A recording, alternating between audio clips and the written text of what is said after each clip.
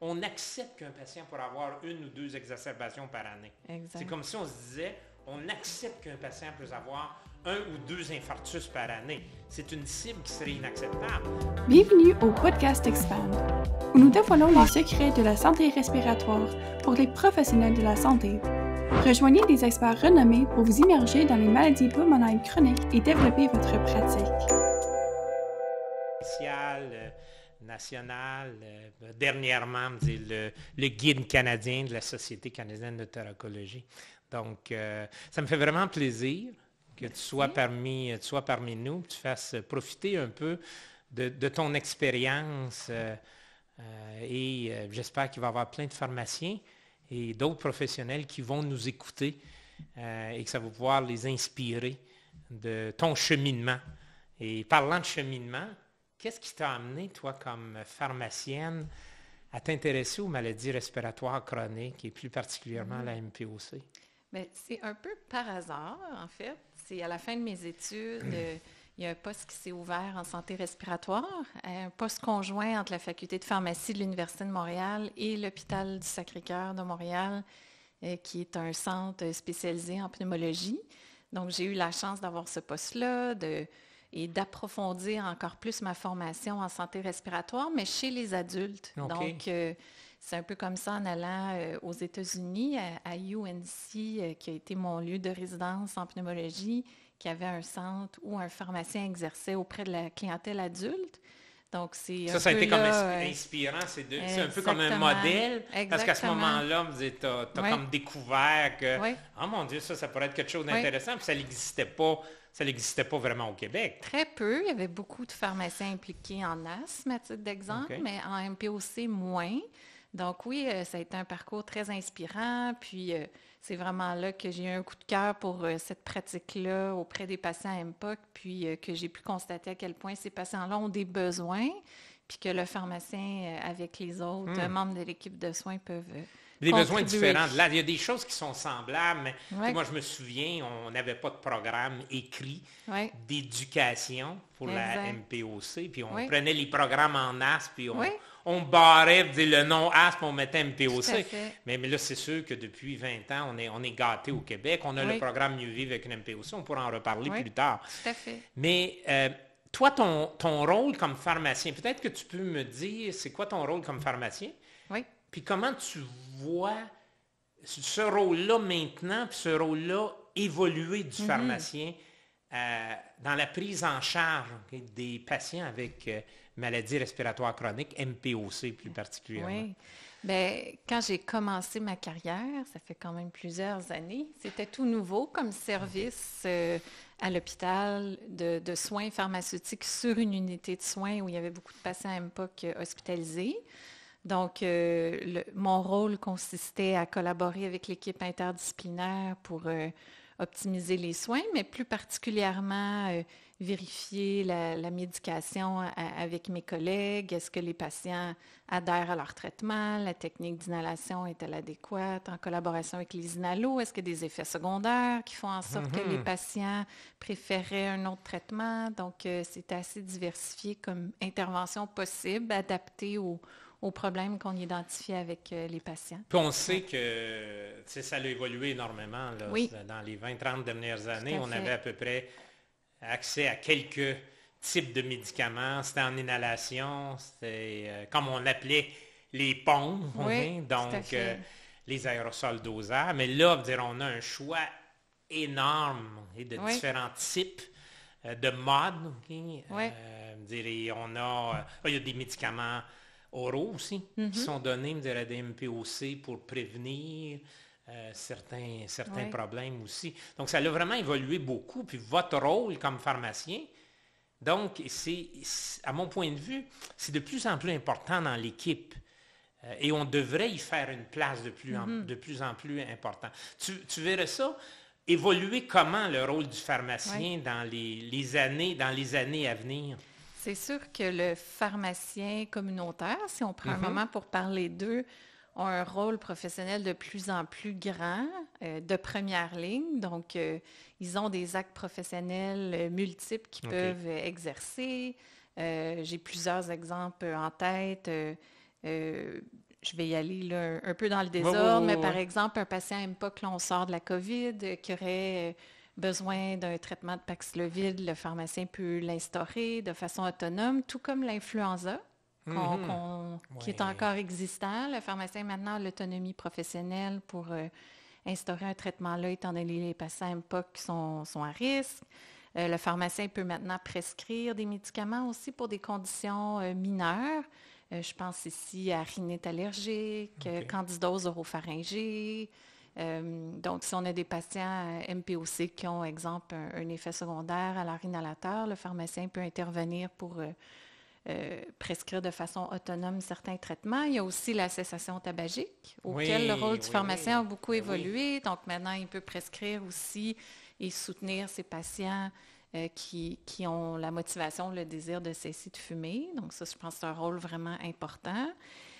Plus précisément, au niveau des inhalateurs, comme vous le mentionnez, il y a une panoplie d'inhalateurs disponibles, ce qui rend la pratique plus compliquée, mais c'est une bonne nouvelle pour nos patients parce que c'est ça, ils ont du choix. Donc, le pharmacien est vraiment bien positionné pour identifier avec le patient quel inhalateur lui convient le mieux, lui proposer des options s'il n'est pas satisfait de son traitement. Donc, cette arrivée de nouveaux inhalateurs-là, je trouve que c'est bénéfique parce que ça nous donne des options. Puis le pharmacien peut, de façon autonome, modifier dans certaines situations précises le traitement en collaborant avec l'équipe pour adapter. C'est ça, puis communiquer, moi, ça m'arrive plus souvent. Là, je dirais maintenant, le pharmacien communique avec nous, essaie de mieux comprendre des fois parce qu'on a des exceptions aussi. Donc, on peut se parler, puis là, on comprend dire un peu plus qu'est-ce que le pharmacien fait, puisque le pharmacien, nous aussi, des fois, des décisions qu'on a à prendre. Ça veut dire que ces services-là, dans le temps, ils ont changé énormément. Parce que vous parliez de différents services, dont la vaccination, c'est un bel exemple. Certains médicaments, le Paxlovid, donc une population qui est quand même à risque, si elle a le COVID, de faire des complications, les MPOC. Au niveau, bien sûr, aussi de la prise de médicaments. Donc, tous ces services-là, l'arrêt tabagique, c'en est un important. Vous voyez, le rôle est en train de changer.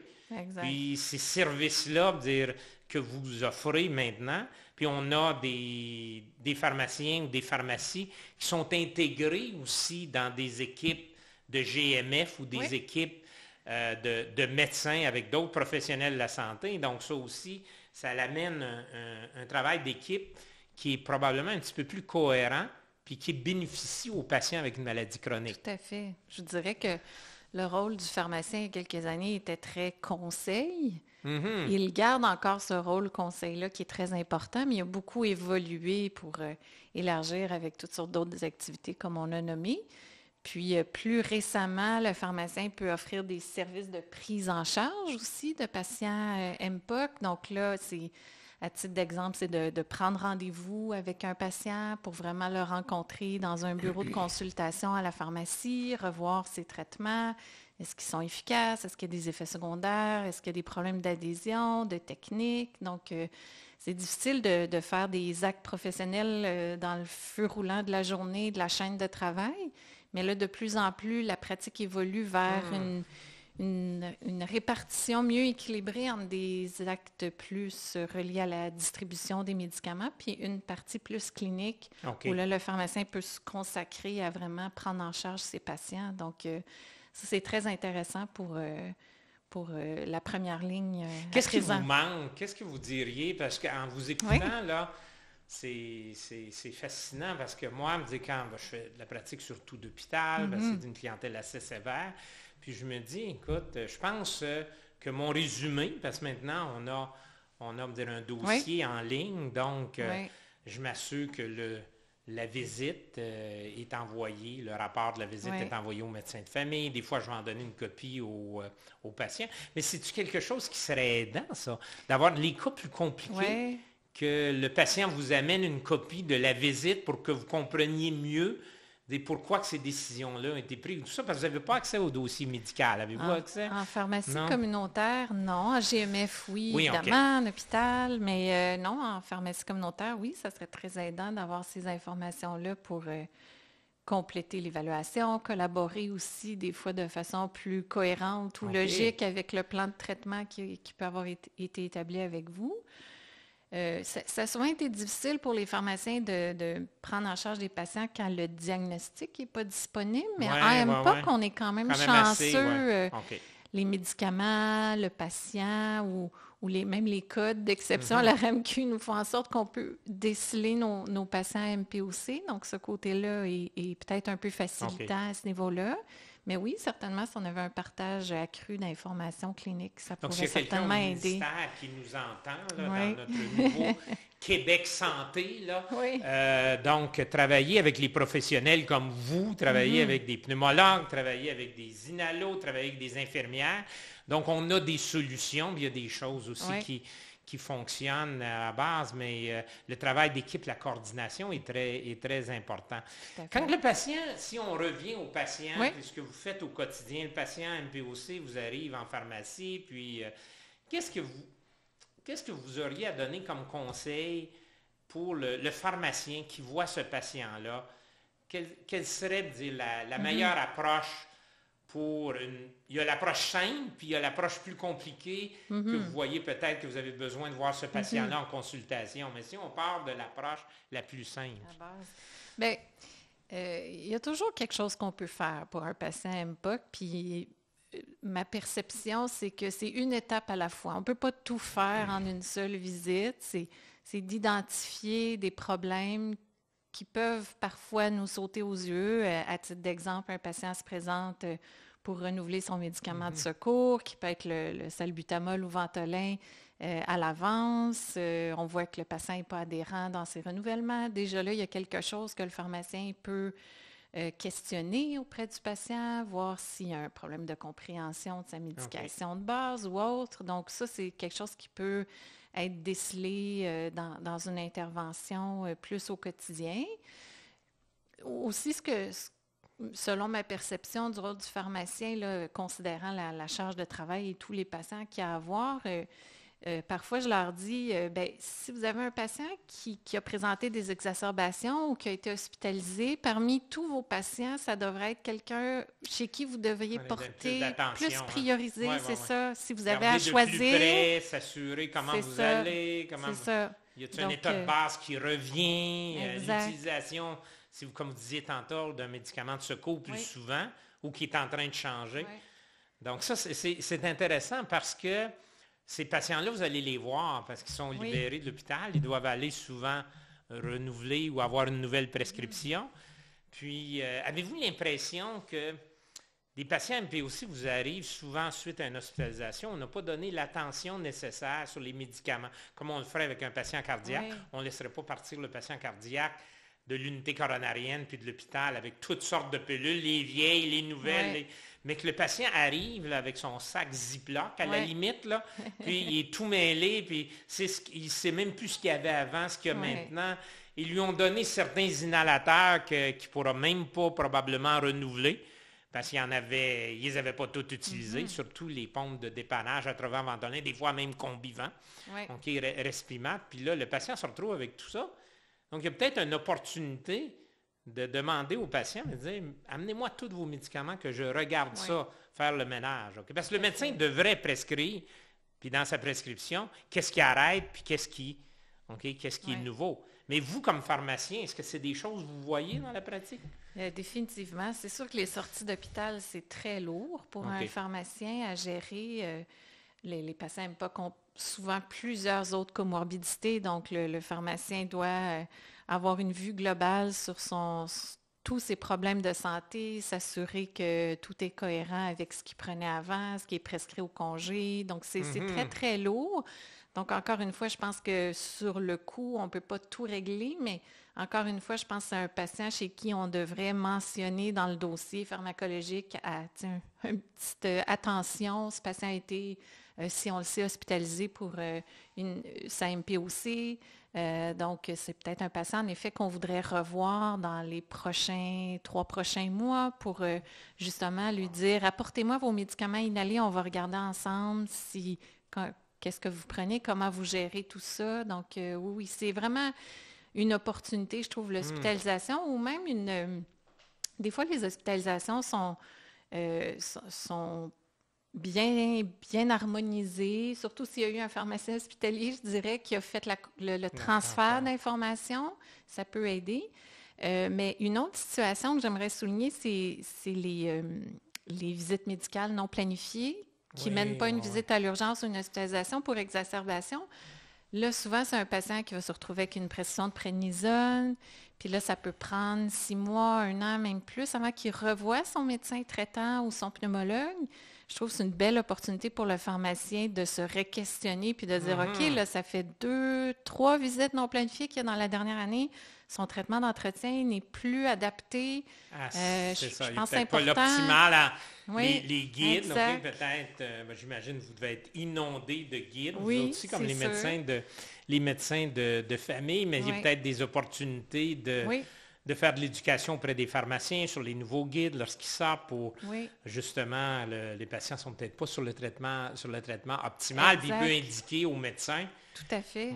Par rapport au nouveau guide, ce patient-là semble venir souvent, donc exactement. il devrait donc, considérer... Ça serait, une belle opportunité pour le pharmacien d'exemple, communiquer avec vous puis de vous dire, écoutez, ça fait, Dr Bobo, ça fait 2, 3 traitements de prédnisone qu'il reçoit d'un médecin d'urgence qui ne suit pas ce patient-là. Donc, j'aimerais vous alerter à ça. Puis, je pense que peut-être son traitement d'entretien mériterait d'être évalué, optimisé pour prévenir une prochaine exacerbation. Donc, ça, je pense que c'est des actes qu'on peut prioriser. Ça, c'est un bon point parce qu'on considère souvent les exacerbations de la MPOC comme une urgence, mais pas rattachées à une maladie sous-jacente. C'est comme si on considérait l'infarctus du myocarde comme une urgence et pas rattaché à la maladie coronarienne. Exact. Puis, on donne ça comme exemple. Les gens disent, ben non, ça fait aucun bon sens.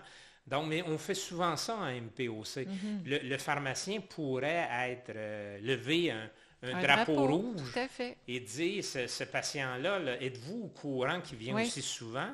Et selon les guides les plus récents, son traitement de maintien pourrait être optimisé. Exact. Donc, avoir cet échange-là. Puis, vous voyez souvent des patients qui ne prennent pas leur pompe, comme on dit, leur pompe, leur médicament d'inhalation adéquatement. Est-ce que c'est quelque chose, ça, que vous observez souvent? C'est malheureusement trop fréquent. On sait qu'un patient sur 2 n'adhère pas à sa médication, quelle que soit la maladie chronique, dont la MPOC. Donc, il y a toujours un travail à faire à ce niveau-là, identifier la cause de non-adhésion, intervenir. Est-ce qu'encore là, c'est l'inhalateur qui ne satisfait pas au patient? Est-ce qu'il a bien compris à quoi son médicament servait? Donc, il y a revenir sur ça, puis pas assumer que même si ça fait 10 ans, 20 ans que le patient sait, puis qu'il prend ses médicaments adéquatement. Encore plus si on est obligé de le faire, avec une nouvelle médication. OK? Faites-vous, y a-t-il beaucoup de prescriptions qui se font? Des fois, les patients vont nous demander, envoyez le fax au pharmacien, puis... il va me livrer ça à la maison. Donc, cette pratique-là, durant COVID, a été assez forte. Là. Ça lui avait des avantages, mais un des désavantages, c'est même nous, comme médecins, on voyait moins les patients. Vous, comme pharmacien, vous voyez moins les patients aussi. Je dirais que c'est une des barrières majeures des soins que les pharmaciens peuvent donner aux patients MPOC, la livraison des médicaments. Les patients très sévères, souvent, ne se déplacent plus à la pharmacie. Ils sont trop essoufflés pour sortir.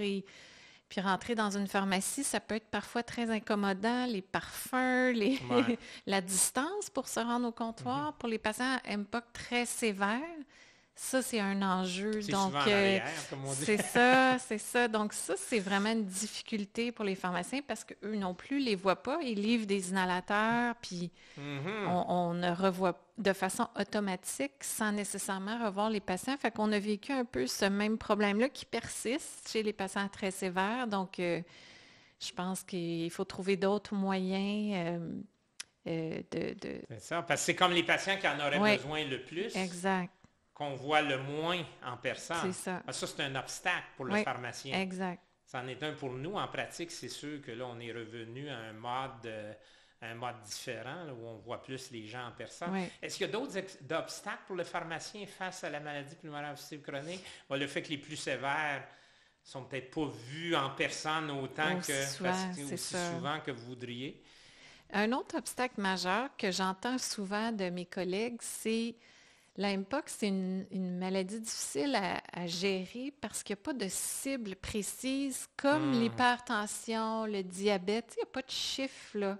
Même en asthme, il y a des cibles. Le contrôle, on définit c'est quoi le contrôle de l'asthme. Donc ça, avec le fait que les pharmaciens ont un rôle accru, ils vont pouvoir offrir des services de prise en charge. Donc les patients qui ne peuvent pas se déplacer, s'ils pouvaient les voir une fois par semaine sur rendez-vous pour une gestion globale de leur maladie chronique. L'autre enjeu, c'est ça. Ouais. C'est quoi ma cible? Puis c'est vraiment pas facile. Je ne sais pas si vous avez des suggestions à nous faire. C'est intéressant que tu amènes ça. Puis c'est un point. Là, vraiment, il n'y a pas de... Il n'y a pas de bonne réponse, mais la réponse, en fait, c'est que, définir la stabilité, parce qu'on ne peut pas parler d'une maladie contrôlée en MPOC, parce qu'un contrôle pour un patient peut être complètement différent d'un autre, où il est rendu dans sa maladie. Un patient peut être beaucoup plus essoufflé qu'un autre. Donc, c'est plus par rapport à son état de base, surtout s'il a été malade, il sort de l'hôpital, il y a eu une exacerbation. Et est-ce qu'il va revenir aussi, parce qu'il y a des patients qui ne reviennent pas complètement à leur état de base. Donc, c'est sûr que ça l'ajoute à la complexité. Le fait qu'il y ait des exacerbations, puis peut-être qu'on ne s'est pas donné les bonnes cibles aussi en MPOC. Parce qu'on ne s'est jamais donné comme cible, oui, mais c'est quoi optimiser un traitement si mon patient dit qu'il est bien, ça fait 10 ans qu'il est sur la même médication, est-ce que la cible de traitement ne serait pas plus? Oui, mais sur ce traitement-là, ce n'est pas le traitement optimal quand même. Donc, peut-être qu'on peut faire mieux aujourd'hui qu'on pouvait faire il y a 10 ans.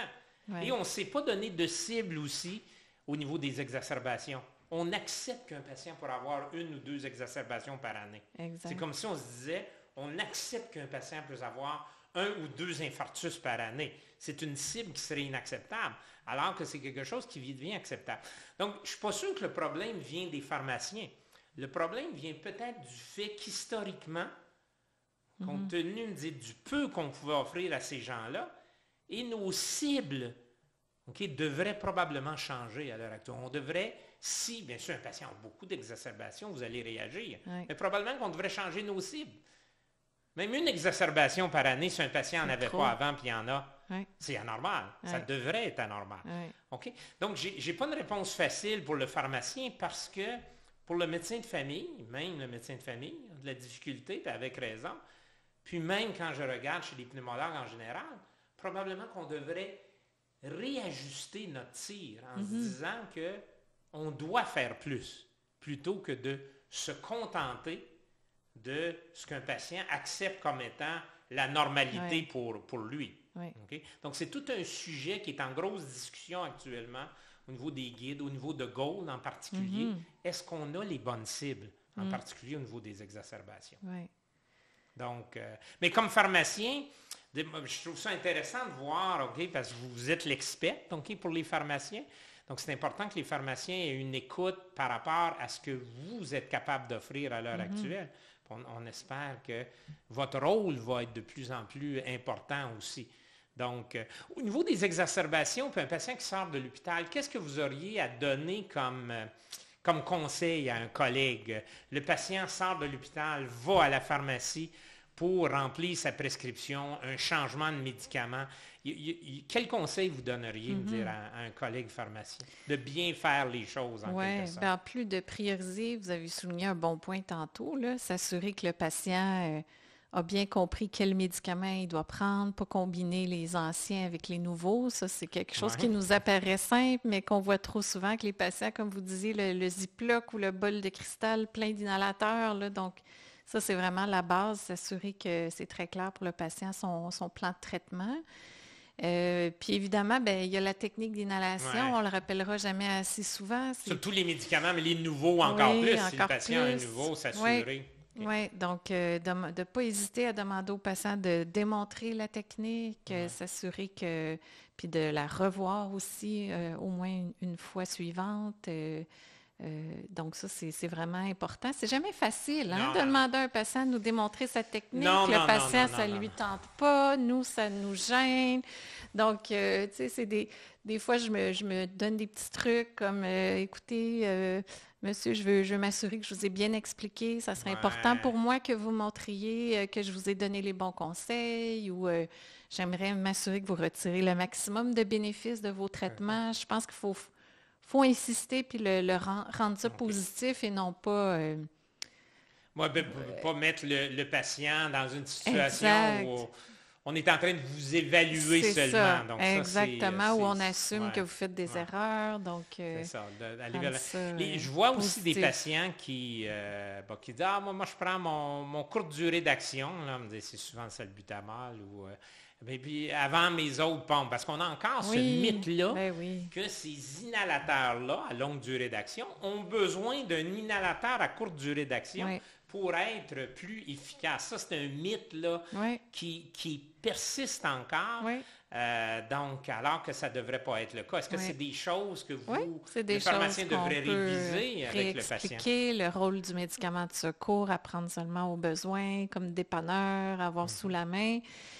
Puis les autres façons aussi, ce qu'on appelle, nous, en pharmacie, les mesures non pharmacologiques. Donc, souvent, les pharmaciens nous consultent puis ils disent « Je ne sais plus quoi faire, mon patient, sa médication est optimale, mais il consomme du Ventolin en quantité excessive. » Donc, à ce moment-là, c'est de référer ces patients-là à des éducateurs en MPOC. On sait qu'on a un réseau absolument. Pour des mesures non pharmacologiques. Donc, au lieu de toujours prendre le Ventolin, il y a les techniques de respiration lèvres-pincées qu'on peut enseigner en pharmacie qui est assez simple. Ça, on le trouve dans le guide Mieux Vivre, c'est ça, qui est très imagé.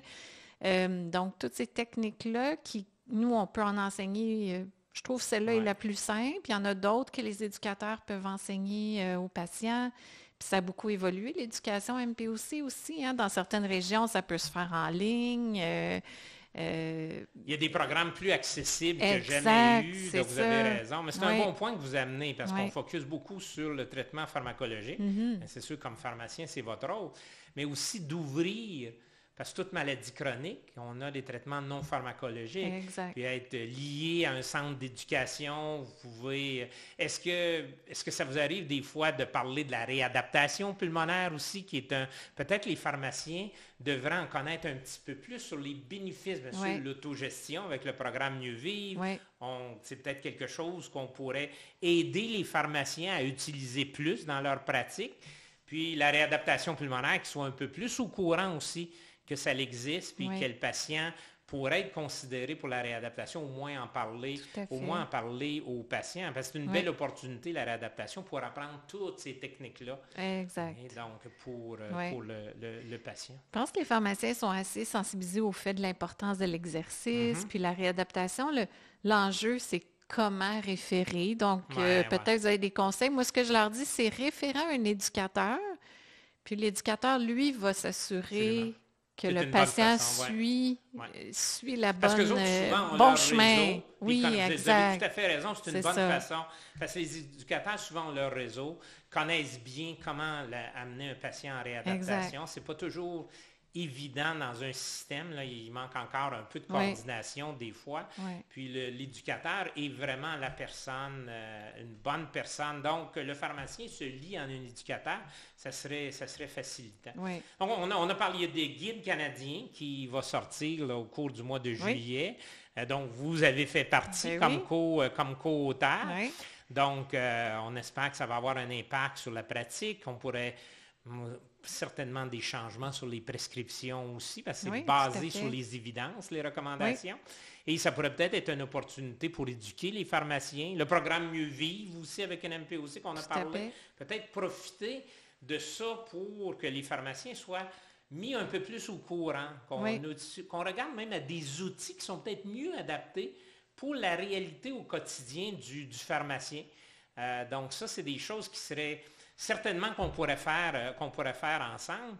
Mais vous, de votre côté, vous avez des projets, j'imagine. Je vous connais, vous êtes à l'université, vous avez votre réseau. Donc, c'est quoi vos projets là, qui vous tiennent le plus à cœur comment on peut vous rejoindre aussi. Oui, c'est sûr que le fait que les pharmaciens puissent maintenant avoir ce service, puis facturer aussi, même pour la prise en charge de la MPOC, ça, c'est vraiment intéressant parce que ça permet aux pharmaciens de se dégager aussi de son rôle de distribution des médicaments puis de prendre du temps plus pour faire des actes cliniques auprès des patients. Donc, c'est quelque chose qu'on surveille beaucoup à la faculté de pharmacie. On travaille à développer encore plus notre programme de maîtrise en pharmacothérapie avancée, qui est notre résidence en pharmacie, qui était très axée sur la pratique en établissement de santé, mais qui maintenant a un volet pour la pharmacie communautaire aussi. Donc, c'est le genre de programme universitaire qui permet aux plus récents diplômés d'aller développer davantage de compétences puis de contribuer au développement des services cliniques en pharmacie. Il en existe des services cliniques en MPOC, en pharmacie communautaire, mais je pense qu'on veut en voir encore plus, puis soutenir les pharmaciens là-dedans. Donc, il y a le programme de maîtrise qui peut être intéressant. Sinon, on a notre centre de formation continue, le centre Focus à la faculté de pharmacie, qui offre des formations continues. Là, j'attends la publication du guide de pratique pour pouvoir l'expliquer avec vous, d'autres professionnels aussi, tous les guides de l'INES aussi auxquels on collabore ensemble. On pourrait prendre du temps pour les exposer aux pharmaciens, leur expliquer un peu les dessous, si je peux dire ainsi. Des fois, on essaie d'expliquer des choses par écrit, mais qui méritent peut-être un complément d'information verbale pour que ça puisse vraiment être bien intégré dans la pratique. On n'a pas parlé d'exacerbation au plan d'action. On peut en parler un peu, mais je trouve que ces guides-là aident beaucoup. C'est quelque chose, amener le patient, vous amener le plan d'action écrit, le voir, voir comment en avez-vous un. Peut-être que le pharmacien pourrait devenir aussi, dans certains centres, il est, dire un professionnel qui va enseigner le plan d'action écrit, qui va le vérifier. Donc, je pense qu'il faut décloisonner, briser les silos. Ça n'empêche pas de reconnaître dans chacune des professions, que ce soit les infirmières, les pharmaciens, les médecins, chacun a un rôle à jouer, mais c'est quand ces gens-là sont en mode... J'aime beaucoup votre approche, ce que vous avez dit tantôt. Il y a des choses qu'on pourrait impliquer plus les pharmaciens dans nos programmes d'éducation, les amener à changer un peu la culture de juste distribuer des médicaments ou travailler en pharmacie, alors on devrait faire partie d'une équipe. Oui, tout à fait. Puis on a une belle collaboration avec les inhalothérapeutes, à titre d'exemple, tant en hôpital qu'en pharmacie communautaire. En hôpital, on est très proche des équipes, donc on peut... collaborer avec eux à titre d'exemple. Est-ce que la technique est adéquate? Qu'est-ce que tu en penses? Penses qu'on devrait changer l'inhalateur? Des fois, c'est des interventions de proximité qu'on peut faire à l'hôpital. En pharmacie communautaire, on a cette relation-là beaucoup dans le cadre du plan d'action. Souvent, quand les patients sont pris en charge par un inhalothérapeute à la maison, l'exemple classique, là, ça arrive toujours un vendredi soir. Quand personne n'est rejoignable, le patient nous appelle, est-ce que je dois prendre ma cortisone, mon antibiotique? Donc, le pharmacien, il doit guider son patient. Vous savez, il y a des patients qui surutilisent leur plan d'action, d'autres les sous-utilisent. Donc, c'est très important de bien guider le patient dans l'usage approprié de son plan d'action. Et de faire un retour avec l'inhalo qui peut faire un suivi dans la semaine, à titre d'exemple. Puis comme on parlait tantôt, d'aviser aussi le médecin traitant que le patient a eu recours à son plan d'action. Fait qu'il y a tellement d'opportunités, mais je dirais une à la fois. Vraiment, là, avec nos patients MPOC, c'est... Vous avez raison de prioriser, prioriser par rapport aux besoins du patient aussi, pas juste par rapport à nous, surtout par rapport aux besoins du patient. C'est fondamental dans le changement de comportement de nos patients. Y a-t-il des choses qu'on a oublié de parler, que vous aimeriez peut-être mettre un peu plus l'emphase comme pharmacien, puis dire si vous aviez un message aussi à donner à vos collègues? Oui. Bien, écoutez, je pense qu'il y a des ressources qui sont à la disposition des collègues pharmaciens qu'on veut qu'ils soient encore plus connus. On parlait de Mieux Vivre. Je pense que c'est un super bel outil que les pharmaciens ont avantage à les consulter. Ils peuvent le trouver comme on disait tantôt, s'inscrire sur Google, avoir accès, puis s'inscrire. Oui, ça, c'est vraiment des outils qui ont été élaborés avec rigueur puis qui peuvent être utilisés par les pharmaciens. Certains d'entre eux qui veulent développer des services cliniques, je les encourage aussi à ceux qui souhaitent développer des services cliniques peuvent me contacter à la faculté ça serait bien. Pour avoir de l'aide d'étudiants. On a d'autres beaux modèles. Des programmes d'éducation, qu'est-ce que vous recommanderiez? Il y a le réseau en santé respiratoire, d'éducation en santé respiratoire. Exact, le RQSR. Tantôt, on parlait d'éducateurs, donc sur ce réseau-là, RQSR.ca, je crois. On peut trouver toute la liste des centres d'enseignement. C'est pas compliqué, hein? On fait juste donner un coup de téléphone, donner le nom du patient qui accepte qu'on donne son nom, son numéro de téléphone. Puis, donc, il y a ça, je pense, qu'il faut faire connaître. On a des super beaux modèles de pratique. Simon Lessard en est un en pharmacie communautaire qui, lui aussi, est très généreux de son temps pour soutenir les pharmaciens. Les outils de l'INES, oui. Donc des fois, ça peut être difficile de se partir si on veut, mais le message que j'aimerais lancer, c'est que je pense qu'on est une communauté de plus en plus grande de pharmaciens qui s'intéressent à la santé respiratoire. Donc, il ne faut pas hésiter à s'entraider pour donner le meilleur soin aux patients possible. Eh bien, j'inviterais les gens, c'est quand même une invitation qui est lancée par Marie-France. Donc, certainement, ça va lui faire plaisir de répondre, vous guider à la bonne place. Peut-être dans votre région, vous amener vers d'autres collègues qui ont peut-être déjà un intérêt, qui ont un peu plus puis la spécialité va se développer dans le temps. Il faut d'abord avoir l'intérêt, y voir l'importance, s'intégrer à des groupes, avec des éducateurs aussi. Je pense que ça, c'est assez intéressant à travers le Réseau québécois d'éducation en santé respiratoire, puis les outils. Donc, on aura certainement la chance de travailler ensemble des choses. Et je vous remercie vraiment de dire ça a été utile pour moi. Puis je suis sûr que ça a été utile pour plein de collègues et des gens qui nous ont écoutés. Merci, ça fait un grand plaisir. Merci d'avoir écouté le podcast Expand. Voici la 3e saison sur la MPOC. Restez à l'écoute des autres épisodes sur maladiespulmonaires-chroniques.com.